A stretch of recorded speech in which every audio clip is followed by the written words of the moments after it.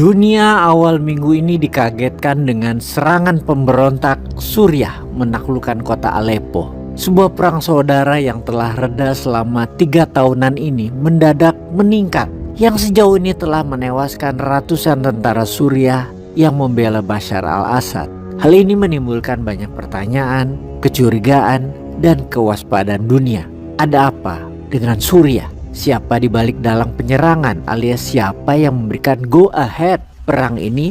Walaupun yang menyerang adalah rebel atau pemberontak, namun semuanya harus ada sponsornya, pasti ada bohirnya. Sekarang kita bahas siapa itu pemberontak Hayat Tahrir al-Syam yang kobarkan perang baru di Suriah tersebut. Kelompok Hayat Tahrir al-Syam atau HTS melancarkan serangan mendadak ke wilayah utara Suriah dan berhasil menguasai sebagian besar kota terbesar kedua di Suriah yang strategis, yaitu kota Aleppo. Kemudian sekarang bergerak maju menuju kota Hama di selatannya.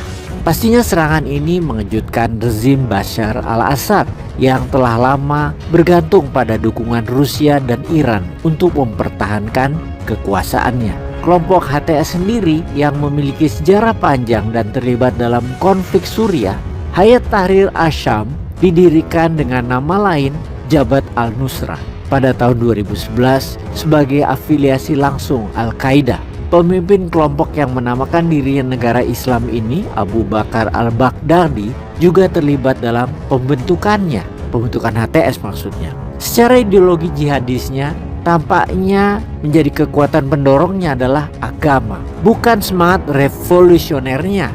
Dan pada saat itu, kelompok ini dianggap berseberangan dengan koalisi pemberontak utama di bawah bendera Free Syria yang menentang rezim Bashar al-Assad secara demokrasi. Pada tahun 2016, pemimpin kelompok tersebut, Abu Muhammad al-Jaulani, secara terbuka memutuskan hubungan dengan Al-Qaeda, membubarkan Jabhat al-Nusrah dan mendirikan organisasi baru yang mengambil nama Hayat Tahrir al-Syam. Situasi perang di Suriah selama 3 tahun terakhir terasa seolah-olah telah berakhir secara efektif dengan kekuasaan Presiden Bashar al-Assad berada di kota-kota besar negara itu. Walau beberapa bagian Suriah tetap berada di luar kendalinya seperti wilayah mayoritas Kurdi di sisi timur. Di barat laut Provinsi Idlib dikuasai oleh kelompok militan HTS ini, di mana Idlib tetap menjadi medan pertempuran dengan pasukan pemerintah Suriah yang mencoba terus untuk mendapatkan kendali atas wilayah tersebut. Kita perdalam lagi masalah Suriah yang secara politik dipegang dengan tangan besi totalitarian oleh dinasti al-Assad ini. Aduh, kalau bicara dinasti ini di mana-mana sama kali ya, ingin berkuasa selamanya. Perang saudara di Suriah pada tahun 2011 dimulai tepatnya sejak peristiwa Arab Spring. Pemberontakan tersebut di bawah bendera Free Syria adalah pemberontakan politik demokrasi anti rezim al-Assad. Itu awalnya.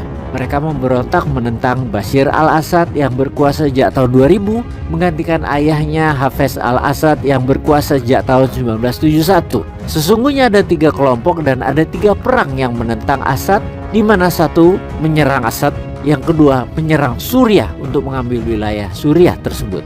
Perang saudara pertama yaitu tahun 2011 kira-kira berlangsung 6 tahunan hingga tahun 2017, di mana pihak al-Assad dibantu oleh Iran dan Rusia. Di antara perang saudara tersebut di tahun 2013 ada perang baru, yaitu perang melawan ISIS sampai tahun 2018-an, di mana ISIS akhirnya bisa dikalahkan dan musnah sekarang. Walaupun sempat di awal-awal tahun peperangan sekitar tahun 2015-2016 ISIS berhasil menguasai 30% wilayah Suriah awalnya. Alias di tahun yang sama Assad dibantu Iran dan Rusia perang 2 front.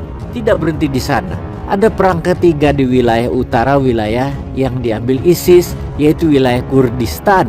Ini adalah wilayah suku Kurdi yang sebagian diambil oleh Turki, sebagian diambil oleh Suriah, sebagian diambil oleh Irak. Kurdi adalah suku bangsa yang tidak punya wilayah kedaulatan. Suriah perang dengan Kurdi di sekitar tahun 2016 hingga tahun 2021, di mana Kurdi dibantu Amerika, rebel tersebut. Setelah itu suasana lebih banyak tenang. Walau tetap tegang, dan di tahun 2023 Turki maju 20 kilometeran di perbatasan selatan Turki masuk ke wilayah Suriah. Turki mencaplok lebih dari 26.000 km wilayah dengan alasan menjadikan buffer perlindungan wilayah untuk menghindari pemberontakan Suriah dan menekan Kurdi. Inilah hebatnya Turki, menyerang masuk sampai 20-30 km ke dalam wilayah negara tetangganya Suriah, di mana wilayah itu dikuasai pemberontak dan dunia diam saja. Tidak seperti Rusia yang mengambil 20% wilayah Ukraina sebagai wilayah buffer perlindungan NATO masuk Rusia, maka dunia barat, NATO khususnya, panik dan Amerika ikut menyerang Rusia dengan membantu Ukraina. Dalam hal Turki masuk ke wilayah Suriah, dunia diam saja. Itulah kehebatan Erdogan di dalam bernegara, mengendalikan Turki dan wilayahnya tanpa perlawanan berarti dari dunia maupun Suriah dan para pemberontak Suriah. Dan sekarang pemberontak Hayat Tahrir al-Syam yang menyerang Suriah, siapa yang bantu pemberontakan tersebut? Turki. Paham?